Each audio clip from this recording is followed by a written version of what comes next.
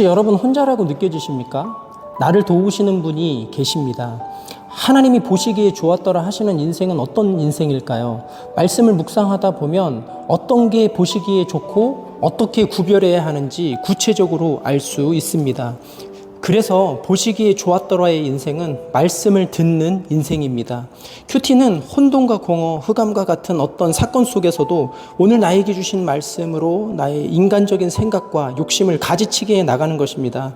그러나 구속사적으로 읽어지지 않으면 나의 삶과 말씀이 하나도 상관없어 보입니다. 성경의 시작인 창세기를 잘 읽으면 인생이 보이고 성경 전체가 보이게 됩니다.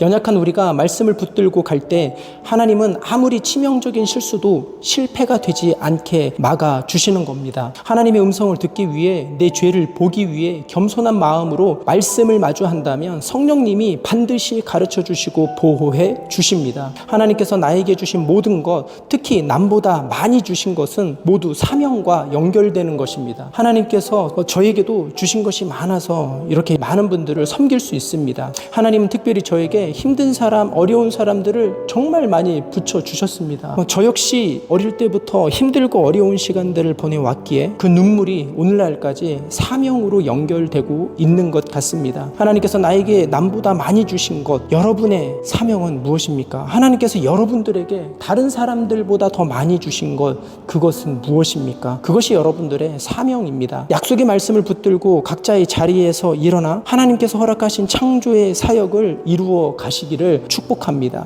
성경을 여는 첫 말씀, 태초에 하나님이 천지를 창조하시니라가 믿어지십니까? 이것이 시작입니다. 창세기 1장 1절이 믿어질 때 성경 전체가 다 믿어집니다. 천지 창조는 창조주이신 하나님의 작품입니다. 천지 창조는 믿음의 대상이지 분석의 대상이 아닙니다. 이제까지 힘들고 어려웠어도 하나님이 내 삶을 새롭게 하실 것을 믿는다면 우리에게 말씀이 열리고 창조의 목적인 거룩을 이루어가는 인생이 될 것입니다. 성부 하나님이 창조하셨어도 성자 하나님이 도와주시지 않으면, 예수님을 믿어도 우리는 아직 육체의 소욕이 가득하기에 하나님이 내 안에 거하시기가 너무 힘듭니다. 그렇기 때문에 항상 남 탓하는 거예요. 다른 사람 탓하는 거예요. 나의 혼돈과 공허와 흑암 가운데 하나님의 뜻을 나타내시기 위해서 성자 예수님께서 내 대신 이 땅에서 고난을 받으십니다. 예수님을 믿어도 날마다 영적, 정신적, 육적으로 나의 혼돈과 흑암이 있습니다. 말씀을 듣는 구조 속에서 단계별로 계속되는 나의 혼돈과 공허, 흑암을 인정하고 겸손히 은혜를 구해야 합니다. 내가 낮춰도 끝이 없는 어려움이 있습니다. 나의 한계는 여기까지야. 이제 끝났겠지 하는 어려움이 있습니다. 그래서 우리를 성령 하나님이 도와주셔야 합니다.